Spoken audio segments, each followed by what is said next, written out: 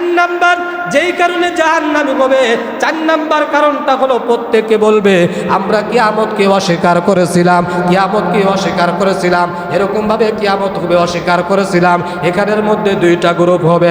একদল গ্রুপ হলো তারা অস্বীকার করতো না, তারা হলো একদল, আর একদল হলো তারা অস্বীকার করতো, যারা কিয়ামতের ময়দানটা অস্বীকার করতো, পরকাল অস্বীকার করতো, তারা হলো চিরস্থায়ী জাহান্নামী। আর একদল হতো তারা চিরস্থায়ী জাহান্নামী না, তারা পরকালকে অস্বীকার করতো না, কিন্তু গাফেল ছিল, উদাসীন ছিল, তারা নামাজ পড়তো না, কোরআন তেলাওয়াত করতো না, তারা জানতো মৃত্যু থেকে কেউ বাঁচতে পারবো না, কিন্তু নামাজ পড়তো না, আল্লাহর হুকুম মানতো না। একদল আছে তারা চিরস্থায়ী জাহান্নামী না, তারা কিছুকাল জাহান্নামে থাকবে, পরে তাদেরকে জান্নাতি বেশানো হবে। প্রিয় হাজিরিন, বিগত 3 সপ্তাহে থেকে আমরা মৃত্যুর আগ থেকে নিয়ে মৃত্যু এবং পরকালীন সম্পর্কে আলোচনা করতেছি ধারাবাহিকভাবে। এই সপ্তাহে আমরা একেবারে শেষ প্রান্তে এসে পৌঁছাইছি, অর্থাৎ আমাদের হাসর নাসর শেষ। এখন আমাদের রাস্তা হলো 2টা। সমস্ত ফায়সালা, চূড়ান্ত ফায়সালা হওয়ার পর আমাদের যে ফায়সালা আল্লাহ আমাদেরকে দিয়েছেন, সেই ফায়সালার বিষয় থাকবে 2টা। একটা হলো ফারিকুম ফিল জান্নাতি ওয়া ফারিকুম ফিস সাঈর, একদল জান্নাতি আর একদল জাহান্নামী। তো যখন জান্নাতীরা জান্নাতে চলে যাবে এবং জাহান্নামীরা জাহান্নামে চলে যাবে, হাসরের ময়দানে জান্নাতীরাও পর্যন্ত হাসরের ময়দানে কেউ কাউকে চিনবে না, অথচ ওই ব্যক্তিগুলাই জান্নাতে যাওয়ার পর দুনিয়াতে যার সাথে এক নজর দেখা হয়েছে, 1 সেকেন্ড বা 1 মিনিট কথা হয়েছে, দেখা হয়েছে, ওই ব্যক্তি কেউ ভুলবে না। সুবহানাল্লাহ। শুধু ব্যবধান হাসরে ময়দান এবং জান্নাত। হাসরে ময়দানে কেউ কাউকে চিনবে না, জান্নাতে গিয়া দুনিয়াতে যার সাথে একবার দেখা হয়েছে তাকেও কোনোদিন ভুলবে না। তো আল্লাহ পাক রব্বুল আলামিন জান্নাতি এবং জাহান্নামী এর মাঝে জান্নাতীরা জাহান্নামীদের সাথে কথা বলার একটা সুযোগ করে দিবেন। জান্নাতীদেরকে জাহান্নামীদের সাথে কথা বলার একটা আল্লাহ পাক রব্বুল আলামিন সুযোগ করে দিবেন। কেন সুযোগ করে দিবেন? একসাথে তারা দুনিয়াতে চলাফেরা করেছেন, জান্নাতীরা গিয়া দেখবে একসাথে ব্যবসা করলাম, একসাথে রাজনীতি করলাম, একসাথে চাকরি করলাম, একসাথে কৃষিকাজ করলাম, কিন্তু ওই ব্যক্তিরা জাহান্নামী হয়ে গেল, আমরা জান্নাতি হয়ে গেলাম। জান্নাতীরা বলবে আল্লাহ আপনি দয়া করেছেন বিধায় আজকে জান্নাতি হয়েছি, না হয়তো আমরাও তো তাদের মতো জাহান্নামে থাকতাম। আর জাহান্নামীরা বলবে কি ব্যাপার, একসাথে মাঠে খেললাম, খেলাধুলা করলাম, পড়ালেখা করলাম, চাকরি করলাম, ব্যবসা বাণিজ্য করলাম, রাজনীতি করলাম, একদল তারা আমার বন্ধুরা, আমার প্রতিবেশী, তারা জান্নাতে, আমি কেন জাহান্নামী? এই আফসোস তারা করতে থাকবে। বলেন তো ওই জায়গার মধ্যে আফসোস করলে কোনো কাজে আসবে? তো আল্লাহ পাক রব্বুল আলামিন জান্নাতীদেরকে জাহান্নামীদের সাথে কথা বলার একটা সুযোগ করে দিবেন। যখন তারা সুযোগ পাবেন তখন তারা বলবেন ফি জান্নাতি ইয়াতাসাআলুনা আনিল মুজরিমিন। আল্লাহ পাক রব্বুল আলামিন সূরাতুল মুদ্দাসির 40 নং আয়াতের মধ্যে আল্লাহ পাক রব্বুল আলামিন বলেন, যারা ডান হাতে আমলনামা পাবে, ডান হাতে আমলনামা পাওয়ার পরে যখন তারা জান্নাতি হয়ে যাবে, জান্নাতীরা জান্নাতে যাওয়ার পর জাহান্নামীদের দিকে তাকাইয়া তারা জান্নাত সমূহ থাকবে এবং অপরাধীদেরকে অর্থাৎ সাকরবাসীদেরকে তারা তালাশ করবে, তাদেরকে খুঁজতে থাকবে, খুঁজতে থাকবে, তাদের সম্পর্কে জিজ্ঞাসাবাদ করতে থাকবে। আপনারা এখানে যারা আছেন জোরে বলবেন, বলেন তো জান্নাতীরা জান্নাতে সবাইকে খুঁজলেও কি জান্নাতে সবাইকে পাবে নাকি? পাবে না? সবাই কি জান্নাতি হবে? জান্নাতীরা সবাই যখন তাদের আপনজন প্রতিবেশী বন্ধু বান্ধবকে জান্নাতের মধ্যে খুঁজবে, কিন্তু তাদেরকে জান্নাতের মধ্যে পাইবে না, তারা জাহান্নামের মধ্যে একদল। কিছু মানুষ জান্নাতের মধ্যে চলে গেছে, কিছু মানুষ জাহান্নামের মধ্যে চলে গেছে। এখন জান্নাতীরা বলবে, একসাথে চললাম, একসাথে হাঁটলাম, একই সাথে খেলাধুলা করলাম, একই সাথে পড়ালেখা করলাম, একই সাথে ব্যবসা বাণিজ্য করলাম, সব কিছু একই সাথে করলাম, তোমরা কিভাবে জাহান্নামী হয়ে গেলা? মা সালাকাকুম ফি সাকর, বলবে তোমরা কিভাবে সাকরদের অধিবাসী হয়ে গেলাম, কিভাবে তোমরা জাহান্নামী হয়ে গেলা? তোমরা কোন কাজে তোমাদেরকে জাহান্নামের মধ্যে নিয়ে আসলো? কোন অপরাধের কারণে আল্লাহ পাক রব্বুল আলামিন তোমাদেরকে জাহান্নামের মধ্যে ফেলে দিল, জাহান্নামের অধিবাসী করল? সমস্ত জাহান্নামীগুলো চারটা অপরাধের কথা স্বীকার করবে, আমরা এই চারটা কাজের কারণে জাহান্নামের মধ্যে আসছি। জোরে বলেন, কয়টা কাজের কথা? চারটা কাজের কথা বলে প্রত্যেকেই বলবেন এই চারটা অপরাধের কারণে আমরা জাহান্নামের মধ্যে চলে আসছি, আমরা এই সাকরের অধিবাসী হয়েছি।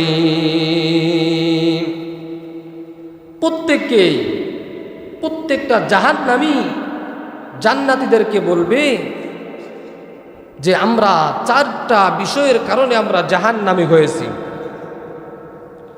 আল্লাহ পাক রব্বুল আলামিন সূরাতুল মুদ্দাসসিরের 43 নং আয়াতের মধ্যে 1 নাম্বার কারণটা জানাইয়া দেয়, ক্বালু লাম নাকু মিনাল মুসাল্লিন।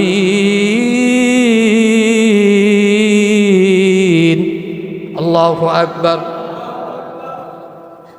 জাহান্নামীরা সবাই একসাথে বলবে আমরা জাহান্নামী হওয়ার চারটা কারণের মধ্যে 1 নাম্বার কারণ হলো ক্বালু লাম নাকু মিনাল মুসাল্লিন,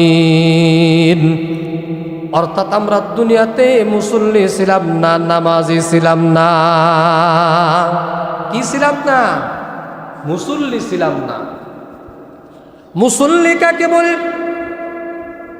জুমার দিন মসজিদে জায়গা হয় না, শহরে 5 তলা মসজিদ, 5 তলা ভরে যায়, কেমন যেন মাঠের মধ্যে মানুষ দাঁড়ায় যায়, রাস্তায় গাড়ি বন্ধ করে শহরগুলাতে, ঢাকা শহরে নামাজ আদায় করে জুমার দিন।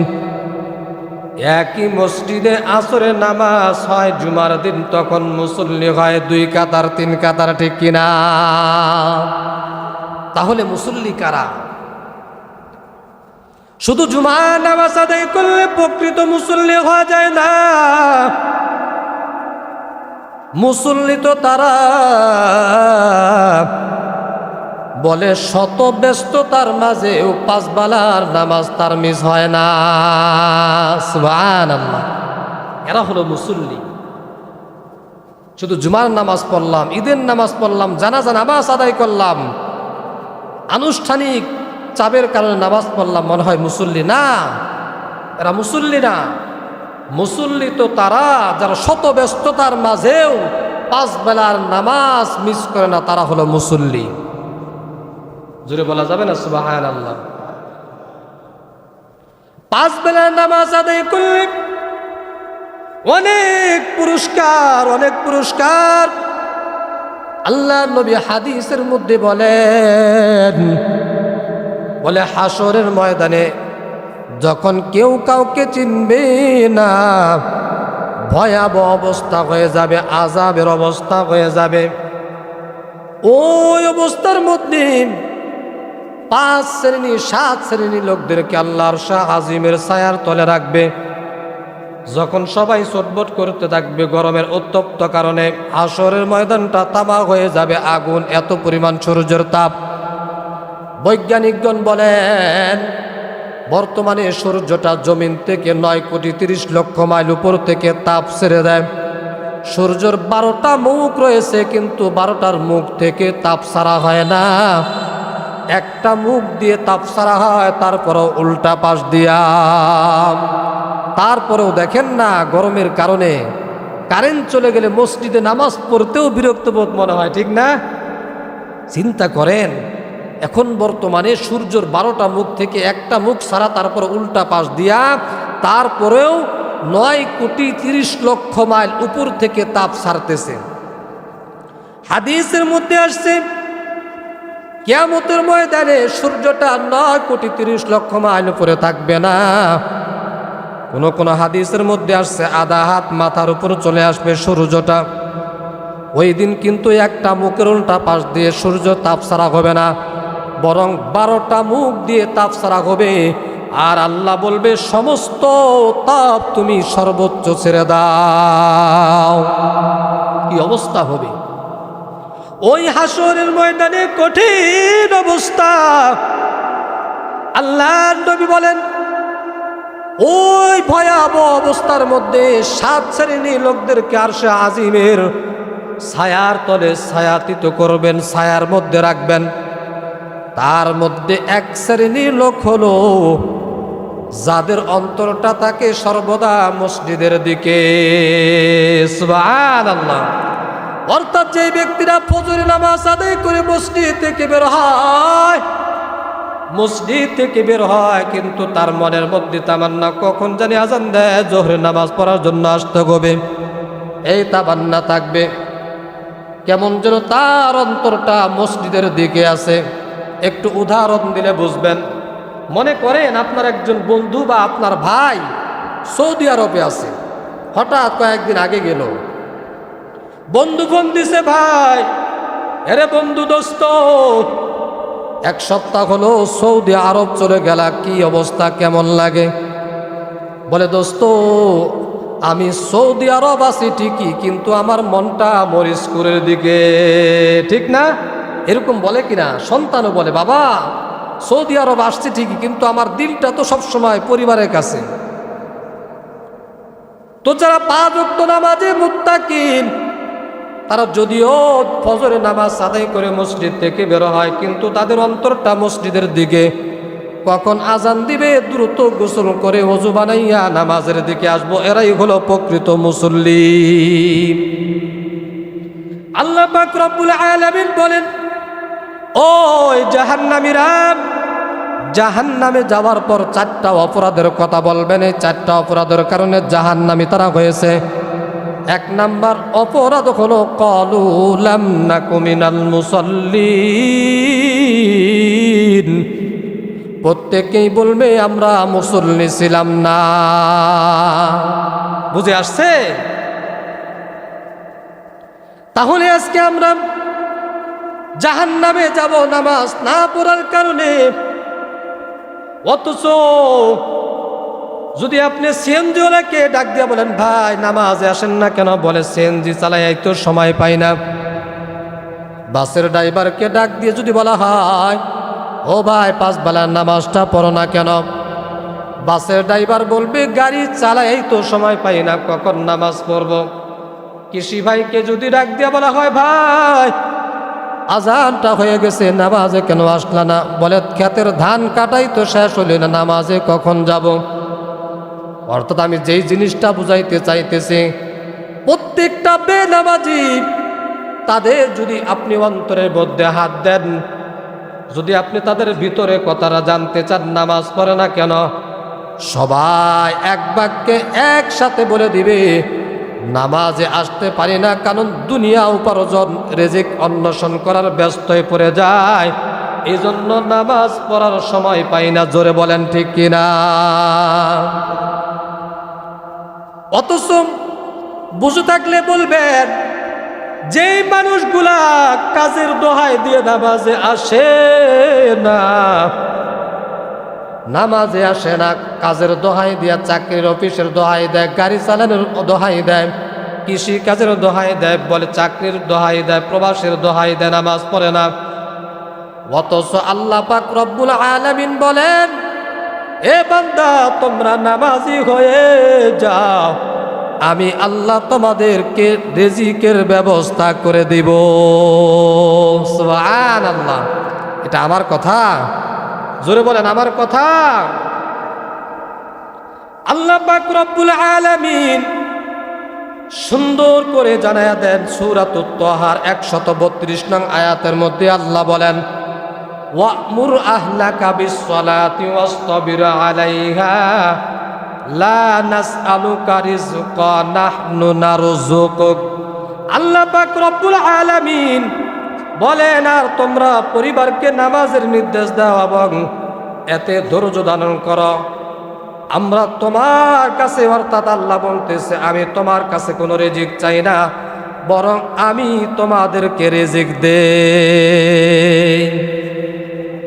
আরেকটু জোরে বলা যাবে না সুবহানাল্লাহ? অর্থাৎ আল্লাহ বলতেছে, তোমরা নামাজের আদেশ দাও পরিবারকে, নামাজ নিজেও পড়ো, রিজিক আমি তোমাদের কাছে চাই না, বরং আমি আল্লাহ তোমাদেরকে রিজিক দিয়ে থাকি। চিন্তা করা যায়, নামাজের মাধ্যমে আল্লাহ রিজিকের বরকত দিবেন। এ বাবা, আপনি নামাজ কায়েম করেন, দিনের পথে থাকেন, দিনের উপর অটল থাকেন, আল্লাহ রিজিকের ব্যবস্থা করে দিবে, রিজিকের মধ্যে বরকত দেয়া দিবে।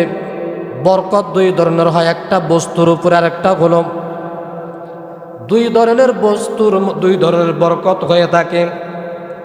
যেমন একটা উদাহরণ দিলে বুঝবেন, খন্দকের যুদ্ধে রাসূলুল্লাহ সাল্লাল্লাহু আলাইহি ওয়াসাল্লাম যখন ওই খন্দকের যুদ্ধের ময়দানে সাহাবা একরাম লক্ষ্য করে দেখলেন, রাসূলুল্লাহ পয়গম্বর পেটের মধ্যে দুইটা পাথর বেঁধে রেখেছেন ক্ষুধার কারণে। সাহাবা একরামরা কেউ কেউ একটা পাথর বেঁধে রেখেছেন। এক সাহাবী দৌড়াইয়া বাসার মধ্যে গিয়া বিবিকে বলে, বিবি কি নাস্তার ব্যবস্থা আছে, তাড়াতাড়ি নাস্তার ব্যবস্থা কর। তার বিবি ডাক দিয়া বলে, ছোট্ট একটা বকরি আছে, বকরিটা জবাই করে দেন, কিছু মাংস রান্না করে রুটির খামিরা বানাইয়া, রুটি বানাইয়া পয়গম্বরকে মেহমানদারি করাবো। সুন্দর করে বলে স্বামী তার বিবিকে বলে খাসিটা জবাই দিয়ে, বকরিটা জবাই দিয়ে চলে গেলেন পয়গম্বরের কাছে। পয়গম্বর, আমার বাসায় 6-7 জনের মেহমানদারি হবে, আসেন, নিয়ে আসেন 6-7 জনকে। এই কথা বলে ওই সাহাবা বাসার দিকে রওনা। খন্দকের যুদ্ধের মধ্যে সাহাবা একরাম ছিলেন 1200-র উপরে, কত হাজারের উপরে, প্রায় 1200 সাহাবা একরাম ছিলেন। পয়গম্বর বলে, আসো, তোমাদের জন্য মেহমানদারি করার ব্যবস্থা হয়েছে, আসো। সবাই পয়গম্বরের সাথে রওনা। সুবহানাল্লাহ। দাওয়াত দিয়ে গেলেন 6-7 জন, ব্যবস্থা, রান্নার ব্যবস্থা আছে, 6-7 জন খাইতে পারবে। পয়গম্বর আমার প্রত্যেকটা সাহাবা একরামদেরকে নিয়ে, অর্থাৎ প্রায় 1200 সাহাবা একরামদেরকে নিয়ে ওই বাসার দিকে রওনা। ওই সাহাবী ঘর থেকে বের হয়ে দেখে হাজার হাজার সাহাবা একরাম পয়গম্বরের পিছনে পিছনে একসাথে আসতেছে। তিনি ঘরের মধ্যে গিয়া বিবিকে বলে, বিবি আসতে বললাম, 6-7 জন পয়গম্বর প্রায় 1200 সাহাবা একরামকে নিয়ে বাসার দিকে রওনা হইতেছে। তার বিবির কি পরিমাণে কি পরিমাণ ঈমান! ডাক দিয়া বলে, স্বামী, পয়গম্বরকে আপনি বলেছেন 6-7 জনের কথা? বলে, হ্যাঁ। উনি কি সবাইকে নিয়ে আসতেছে? বলে, হ্যাঁ। যেহেতু পয়গম্বর নিয়ে আসতেছে, অতএব রিজিকের কোনো সংকীর্ণ হবে না। সুবহানাল্লাহ। আপনি আসতে দেন, খামিরাগুলা একটা কাপড় দিয়ে ঢেকে দেন, মাংসগুলা, গোস্তগুলা, পাতিলটাকে, পাত্রটাকে একটু কাপড় দিয়ে ঢেকে দেন। পয়গম্বর আইসা ওই পাতিলটা যখন পয়গম্বরের কাছে দিলেন, পয়গম্বর পাত্রর উপর থেকে সামান্য কাপড় সরাইয়া বিসমিল্লাহ বলে প্লেটে দিতে আছে। এক এক করে প্রত্যেকটা সাহাবী, প্রায় 1200 সাহাবী তৃপ্তি সহকারে খাবার খেয়েছেন। এখনো পর্যাপ্ত পরিমাণ পাতিলের মধ্যে খাবার অবশিষ্ট আছে। এই বরকত দিয়েছেন কে? সে আল্লাহ এখনো আছে তো, নাকি আছে, নাকি একটু দুর্বল হয়ে গেছে? ওই আল্লাহ এখন আছে, যে আল্লাহ বলেছেন তোমরা নামাজের আদেশ দাও, সন্তানদেরকে নামাজের আদেশ দাও, নামাজ পড়াও, পরিবারের সবাই মিলে নামাজ পড়ো, সবাই নামাজ কায়েম করো, তোমার অধীনস্থদেরকে নামাজি বানাও, নামাজের আদেশ দাও। হে বান্দা, আমি আল্লাহ তোমার কাছে রিজিক চাই না, আমি আল্লাহ তোমার রিজিক পৌঁছায়া দিব। অথচ আল্লাহ বলেছেন রিজিক আমি দিব, আর আমরা রিজিকের দোহাই দিয়া নামাজ বাদ দিয়ে গিয়া কাজ করতেছি, ঠিক না? বরকত কেমন হয়? এই যে আমরা ইমাম সাহেব, মুয়াজ্জিন সাহেব, অন্য অন্য মসজিদের ইমাম সাহেবরা বেতন 10,000, 12,000, 15,000, 20,000-এর বেশি না, বা শহরে গেলে 30,000-এর বেশি না, কিছু মসজিদ হতে পারে। কিন্তু একজন অটোওয়ালা তিনি প্রতিদিন ইনকাম করতেছে 1,000, মাসে 30,000, আছে না? তারপরও মাঝে মধ্যে বলে হুজুর আমাদের কাছে এসে শেয়ার করে জীবনটা শেষ হয়ে যাইতেছে, আর কুলাইতে পারতেছি না। আর বুঝে থাকলে বলবেন আজও পর্যন্ত কোনো ইমাম, কোনো মুয়াজ্জিন 10,000 বেতন পাইয়াও কোনো দিন বলেছে নাকি আর কুলাইতে পারতেছি না, আর কুলাইতে পারতেছি না, বলে নাকি? কারণ আমার আল্লাহ এত বরকত। আমার কথা বলতেছি না, প্রত্যেকটা ইমাম সাহেবের ছেলেটাও নামাজ পড়ে, মেয়েটাও নামাজ পড়ে, পরিবারের বিবিও নামাজ পড়ে, তিনিও নামাজ কাজা করেন না, নামাজ মিস করেন না। আল্লাহ তো নিজেই বলেছেন তোমরা নামাজ কায়েম করো, আমি আল্লাহ রিজিক তোমাদেরকে ভরপুর করে দিব। তাহলে 1 নাম্বার কারণ হলো ক্বালু লাম নাকু মিনাল মুসাল্লিন। জাহান্নামীরা বলবে আমরা জাহান্নামে আসার কারণ আমরা দুনিয়াতে মুসল্লি ছিলাম না, নামাজ কায়েম করি নাই, 1 নাম্বার কারণ।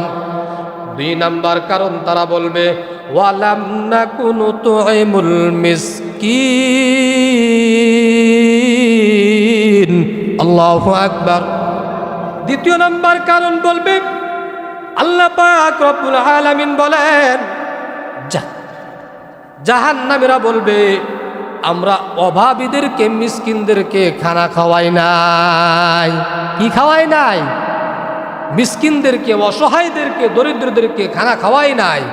তাহলে অসহায়, গরিব, মিসকিনদেরকে খানা খাওয়ানো পুণ্যর কাজ নাকি গুনাহের কাজ? একটু এদিক, কোনো কথা নাই, জবাব নাই, কথা বুঝেন না নাকি আমার? খানা খাওয়ানো গরিবদেরকে এটা ভালো কাজ না খারাপ কাজ? ভালো কাজ। জাহান্নামীরা বলতেছে আমরা মিসকিনদেরকে, অসহায়দেরকে, দরিদ্রদেরকে খানা খাওয়াই নাই। নবীজির কাছে এক সাহাবা এসে বললেন ইসলামের মধ্যে পুণ্যের কাজ, কল্যাণময় কাজ কি? নবীজি তো এরকমভাবে উম্মতের জন্য রুহানি ডাক্তার ছিলেন, এক এক সাহাবীকে এক এক পরামর্শ দিয়েছেন, জোরে বলেন ঠিক কিনা? ওই সাহাবীকে বললেন তুমি লোকদেরকে খানা খাওয়াও, পরিচিত অপরিচিত সবাইকে বেশি বেশি সালাম দাও। সুবহানাল্লাহ। এখান থেকে বোঝা যায় যে আপনি একজন দরিদ্র, গরিব, একজন কোটিপতিকেও যদি আপনি খানা খাওয়ান, যদি আল্লাহকে রাজি এবং খুশির উদ্দেশ্য থাকে তাহলে সব আছে না নাই? কিন্তু এই খানা খাওয়ানোটা যদি গরিবদেরকে হয় তাহলে সব আরো বেশি না? আবার গরিবের মধ্যে যদি প্রতিবেশী হয় তাহলে 3টা হক আদায় হয়। 1 নাম্বার প্রতিবেশীর হক, 2 নাম্বার গরিব, 3 নাম্বার আল্লাহ রাসূলের হাদিস, অর্থাৎ মানুষদেরকে খানা খাওয়াও, এই আমলটাও হয়ে যায়। সুবহানাল্লাহ। এজন্য আমরা খানা খাওয়াবো, অসহায়, গরিব, দরিদ্র আত্মীয় স্বজনদেরকে খানা খাওয়াবো। কিন্তু দায়িত্বহীন ভাষায় দুঃখের সাথে বলতে হয় আমরা বিবাহ বাড়িতে মানুষদেরকে দাওয়াত দিই, তার পিছনেও স্বার্থ আছে না নাই? আছে না নাই? বলে হুজুর খায়া খেলেই চলবে না, টেবিল বসানো আছে, খাতাও দেওয়া আছে, কে কত দেয় আমলনামা যোগ করা হয় কি না? কি গিফট নিয়ে আসছে আবার আলোচনাও করা হয়। 5 জন 7 জন আইসা খাইয়া গেল, মাত্র 1000 টাকা দিছে। হয় কি হয় না? এটার মধ্যে কোনো বিন্দু পরিমাণ সব নাই। নবীজি বলেন তোমরা বিবাহের মধ্যে অলিমা করো, অলিমা অর্থাৎ আল্লাহর জন্য খাওয়াও। সাহাবায়ে কেরাম যখন কাউকে খানা খাওয়াতেন তখন তারা বলেন ইন্নামা নুতঈমুকুম লিওয়াজহিল্লাহ। সাহাবায়ে কেরামদের এই কথাটা এত পছন্দ করেছেন, আল্লাহ কোরআনের মধ্যে দিয়েছেন। সাহাবায়ে কেরাম বলেন আমরা মানুষদেরকে, সাহাবাদেরকে, যাদেরকে খানা খাওয়াই একমাত্র আল্লাহকে রাজি খুশি করার জন্য। এই জন্য দরিদ্র অসহায় যারা আছে তাদেরকে তো খাওয়াবেন, আত্মীয় স্বজনকেও খাওয়াবেন, কিন্তু বিনিময় থাকা যাবে না? যাবে। কিন্তু আজকে সমাজের মধ্যে হালত কি জানেন? একজন কোটিপতি, একজন বড়লোক মানুষ যদি গরিবকে খানা খাওয়ায়, পাশে প্রতিবেশী একদিন খানা খাওয়াইলো পেট ভরে, পরের দিন বা 2-4-5 দিন পরে ওই বড়লোক যদি ওই গরিবকে একটা কাজ দেয়, আর গরিব যদি কোনো কারণে না করে দেয়, তখন বলে 2 দিন আগেই খাওয়াইলাম, এখনই বুইলা গেলি। ঠিক না? মনে রাখবেন, উপকার করে খটা দেওয়া এটা কেমন স্বভাব জানেন? কুকুরের স্বভাব। কেমন স্বভাব? আরো জোরে বলি, কেমন স্বভাব? কুকুরের স্বভাব কেমনে? মানে কুকুর যখন পর্যাপ্ত পরিমাণ খাবার খায়, হজম করতে না পেরে এটা বমি করে দেয়, আবার এই বমি আবার খায় পুনরায়। এটা কুকুরের স্বভাব। তা আপনি একজন দরিদ্র অসহায় প্রতিবেশী আত্মীয়কে খাবার খাওয়ায়া বা কোনো একটা উপকার করে আবার খটা দিতেছেন, আমি তোর এত উপকার করলাম, তুই আমার কথাটা মানলি না, গাদ্দারি করলি। তার মানে কি আপনার স্বার্থ ছিল খাওয়ানোর পিছনে উপকার করাটা, ঠিক না? এজন্য যার উপকার করবেন কখনোই খটা মারবেন না, সমস্ত আমল বিনষ্ট হয়ে যাবে, নষ্ট হয়ে যাবে। তাহলে প্রত্যেকটা জাহান্নামী আল্লাহর কাছে বলবে, আল্লাহ, আমরা জাহান্নামের আসামি হওয়ার কারণ হলো আমরা দুনিয়াতে মিসকিনদেরকে, অসহায়দেরকে খাওয়াইতাম না। যদিও খাওয়াইতাম, তাদের পিছনে স্বার্থ ছিল। দান বক্স নিয়ে বসায় দিতাম, খাতা নিয়ে বসায় দিতাম, দানের বাক্স নিয়ে বসায় দিতাম। বিবাহর বাড়িতে খাতনার অনুষ্ঠান, সুন্নতে খাতনা, আকিকার অনুষ্ঠান হয় কি হয় না, নাক ফরানি কান ফরানি শহরে হয়। প্রত্যেকটা অনুষ্ঠানে খাবার খাওয়ানোর পরে আবার কেমন যেন ভিক্ষুকের মতো খাতাটা বসায়া দেয়। আপনি আপনার আপনজনকে দাওয়াত করে খাওয়ানোর উদ্দেশ্যে দাওয়াত দিলেন, আবার তাদের করেন। আসলে ওটা আন্তরিকতার কারণ না, এটা হলো একরকম ব্যবসা। জোরে বলেন ঠিক কিনা? শহরের মধ্যে কিছু টাকা খরচ করে অনুষ্ঠান করে, 2 লাখ টাকা, দেখা যায় উঠে যায় 4 লাখ টাকা, হয় কি হয় না? তাহলে এটা একটা ব্যবসা হয়ে গেল। এজন্য আমরা খানা খাওয়াবো, আত্মীয় স্বজন, প্রতিবেশী, গরিব, অসহায় সবাইকে খানা খাওয়াবো। কার সন্তুষ্টির জন্য? আল্লাহর সন্তুষ্টির জন্য। 3 নাম্বার, প্রত্যেকটা জাহান্নামী আল্লাহর কাছে বলবে, জান্নাতীদের কাছে বলবে, আমরা জাহান্নামে আসার কারণ হলো ওয়া কুন্না নাকুদু মাআল খাইদিন। ঠিক হবে, ঠিক হবে, জেরাটা দিলে ঠিক হবে। 3 নম্বর কারণ হলো প্রত্যেকটা জাহান্নামী বলবে, আমরা অহেতুক জায়গায় আড্ডা মেরেছি, গল্প গুজবের মধ্যে লিপ্ত ছিলাম, এজন্য আমরা জাহান্নামের মধ্যে লিপ্ত হয়েছি। একটু উদাহরণ দিলে বুঝবেন। দেখবেন ওই দোকানের মধ্যে বিভিন্ন চার স্টলের মধ্যে জুয়ার আড্ডা হয়, গল্প গুজবের আড্ডা হয়। প্রত্যেকটা জাহান্নামী বলবে, আমরা অহেতুক অশ্লীল মজলিসের মধ্যে সময় দিতাম, মসজিদের মধ্যে গিয়া সময় দিতাম না, কোরআনের পিছনে সময় দিতাম না। আমরা কেমন যেন আপনার দোষ ত্রুটি নিয়ে আলোচনা করেছে। হযরত আশরাফ আলী থানভী রাহমাতুল্লাহি আলাইহি বলেন, দুনিয়াতে যত মাজলিস আছে সমস্ত মাজলিসগুলা গুনাহের মাজলিস, তবে 2টা মাজলিস হলো নেকের মাজলিস, হইতে পারে, গুনাহ হয় না। 1 নাম্বার, সামাজিক যে বিষয় কারণে আলোচনা হয়, সামাজিক উন্নয়নের জন্য, ওই মাজলিসটা গুনাহ হয় না। দ্বিতীয় হলো এই যে মনে করেন মসজিদের উন্নয়নের জন্য মসজিদে মিটিং হবে, এইখানের মধ্যে গুনাহ হয় না। আর যত রকমের 2 জন 4 জন 5 জন মিলে গল্প গুজব করা হয়, ওখানের মধ্যেই গুনাহ হয়, গুনাহ হয়, গুনাহ হয়। উদাহরণ দিলে বুঝবেন। যেমন 4-5 জন 3 জন মিলে একসাথে এক জায়গায় গল্প করতেছেন। মনে করেন আমি হুজুর মোটরসাইকেল নিয়ে যাইতেছি, এখানের মধ্যে আমাকে পছন্দ করেন 2 জন, 1 জন পছন্দ করে না। যে 2 জন প্রশংসা করে, কয় হুজুরটা আমাদের আছে খুব সুন্দর, ব্যবহার ভালো, এলেম ভালো, আমল ভালো, সুর ভালো, আলোচনা ভালো, সব দিক দিয়ে ভালো। এখান থেকে একজন বলবে, ভালো হইলেও হুজুর বেশি দিন টিকবো না, বলে না? তাহলে প্রত্যেকটা মাজলিসের মধ্যে মনে করেন যে আলোচনা শুরু হয় প্রশংসা দিয়া, শেষ পর্যায়ে গিয়া ঠেকে গীবত দিয়া। জোরে বলেন ঠিক কিনা? এই জন্য নবীরা বলেন, সাহাবায়ে বলেন, আশরাফ আলী থানভী রাহমাতুল্লাহ তিনিও কিতাবের মধ্যে লেখেন, বলে কোনো মজলিসের মধ্যে প্রশংসা করাও ঠিক না। কারণ প্রশংসা দিয়া শুরু হবে, শেষ হবে গীবত দিয়া, শাকায়েত দিয়া। মনে করেন কেমনে শুরু শেষ হবে জানেন? কয় হুজুরটা বেশি ভালো না। এখন মনে করেন যে হুজুরটা লোভী। এখন যদি আমি লোভী হয়ে থাকি, খারাপ হয়ে থাকি, তারপরেও আমি ওখানে উপস্থিত না, এটা হয়ে গেল গীবত, ঠিক না? একজনের দোষ ত্রুটি নিয়ে আলোচনা করা, ওনার অনুপস্থিতি, এটা হয় গীবত। কিন্তু যদি আমার মধ্যে যেই বিষয় নিয়ে আলোচনা চলতেছে এটা আমার মধ্যে নাই, তাহলে এটা হবে অপবাদ। কি হবে? অপবাদ। এজন্য সাবধান।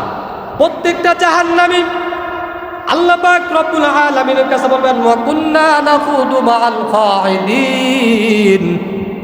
আমরা দুনিয়ার মধ্যে ওয়াহেতুক মজলিসের মধ্যে সময় নষ্ট করেছি, জুয়া খেলেছি, মদ খেয়েছি, বন্ধু বান্ধবের সাথে আড্ডা দিয়েছি, নামাজে যাই নাই, কোরআন তেলাওয়াত করি নাই, জিকির আজকার করি নাই। 4 নাম্বার জাহান্নামীরা বলবেন এরকম ভাবে, এ বাবা দুনিয়ার মধ্যে আমরা কতভাবে সময় নষ্ট করি, আখিরাতের মধ্যে যাইয়া ওই হাসরের ময়দানে গিয়া জান্নাত জাহান্নামের মধ্যে যাইয়া জাহান্নামের মধ্যে গিয়া প্রত্যেকটা ব্যক্তি আফসোস করবে। তারা বলবে ফায়াকুলু রাব্বি লাউলা আখরতানি ইলা আজালিন করিব ফাআসাদদাক ওয়া আকুম মিনাস সালিহিন। আয় আল্লাহ, আল্লাহ আপনি আমাদেরকে আবার পুনরায় দুনিয়ার মধ্যে পাঠান।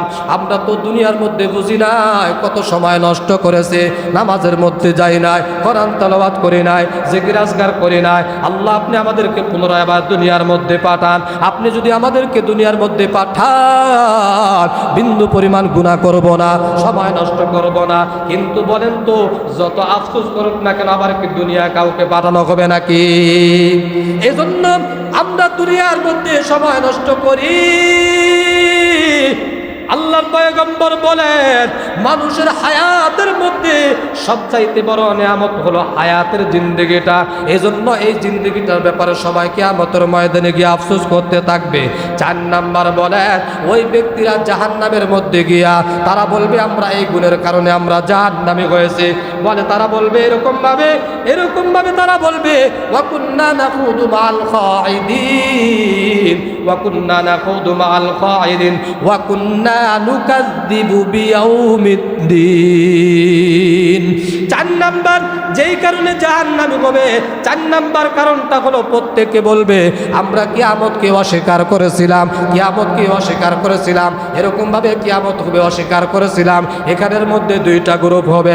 একদল গ্রুপ হলো তারা অস্বীকার করতো না, তারা হলো একদল, আর একদল হলো তারা অস্বীকার করতো, যারা কিয়ামতের ময়দানটা অস্বীকার করতো, পরকাল অস্বীকার করতো, যারা হলো চিরস্থায়ী জাহান্নামী।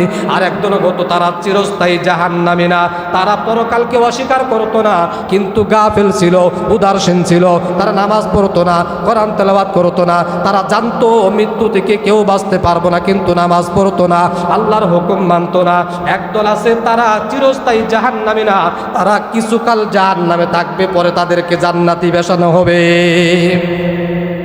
তারপরে তারা বলবে হাত্তা আতানাল ইয়াকিন। আল্লাহ পাক রব্বুল আলামিন বলেন তারা চূড়ান্ত পর্যায়ে পৌঁছে যাবে। অর্থাৎ চূড়ান্ত পর্যায়ে হলো তারা অবশ্যই তারা মৃত্যুবরণ করবে, আবার তারা মৃত্যুবরণ করবে। এই ছিল আজকের আমাদের 4টা কারণে মানুষ জাহান্নামের মধ্যে আফসোস করবে। স্বয়ং জান্নাতীদের সাথে জাহান্নামীরা বলতেছে ক্বালু লাম নাকু মিনাল মুসাল্লিন ওয়া লাম নাকু নুত'ইমুল মিসকিন ওয়া কুন্না নাকুদু মাআল খাইদিন ওয়া কুন্না নুকাযযিবু বিয়াউমিদ্দিন। 1 নাম্বার বলবে আমরা দুনিয়াতে নামাজি ছিলাম না, মুসল্লি ছিলাম না। 2 নাম্বার বলবে আমরা মিসকিন অসহায়দেরকে খানা খাওয়াই নাই। 3 নাম্বার তারা বলবে অহেতুক মজলিসের মধ্যে আমরা সময় নষ্ট করেছি, মসজিদে যাই নাই, ভালো কাজের সময় দেই নাই। 4 নাম্বার তারা বলবে আমরা পরকালকে অস্বীকার করেছি। একদল বলবে আমরা গাফেল ছিলাম, আমরা যে মৃত্যুবরণ করব, আমাদের যে হাসর হবে নাসর হবে, আমাদেরকে পুনরায় আল্লাহর কাছে হাজিরা দিতে হবে, এই কথাটা ভুলে গিয়েছিলাম, এই জন্য আজকে আমরা জাহান্নামী। আমরা কি সবাই জাহান্নামী হতে চাই না জান্নাতি? জান্নাতি হতে গেলে তাহলে 4টা জিনিস মাথায় রাখতে হবে। 1 নাম্বার মুসল্লি হতে হবে, তবে সুমার দিন না, 5 বেলার মুসল্লি, ঠিক কিনা? আমি উদাহরণ দিয়েছি, বলে একজন আপনার সন্তান প্রবাসে আছে, কিন্তু আপনি তাকে কল দিলেন বাবা কেমন আছো, বলে বাবা ওইখানে কি অবস্থা, বলে আমি তো সৌদি আরবে আছি, কিন্তু আমার মনটা তো আমার বাড়িতে, ঠিক না? একজন 5 বেলার মুসল্লির আকাঙ্ক্ষা তো এমনও হবে আমি ফজরের নামাজটা পড়ে আসলাম, কখন জোহরে আজান দিবে এই অপেক্ষায় আমি আছি। এটা হলো মুসল্লি, এরাই হলো মুসল্লি। যারা শুধু জুমার নামাজ পড়ে, ঈদের নামাজ পড়ে, শুধু গিয়া এরকম ভাবে জানাজা নামাজে শরীক হয়, এরকমভাবে কোনো মজলিসের মধ্যে বিশেষ মজলিসে নামাজে শরীক হয়, এটাকে মুসল্লি বলে না, এটাকে সামাজিকতা পালন করা হয়। এজন্য আল্লাহ আমাদের সবাইকে 5 ওয়াক্ত নামাজি বানান। সকলে বলে আমিন। ওয়া আখিরু দাওয়ানা আলহামদুলিল্লাহি রাব্বিল আলামিন। যারা সুন্নত পড়ি নাই 4 রাকাত কিবলা জুমা পড়ে নেই, একটু অপেক্ষা করেন।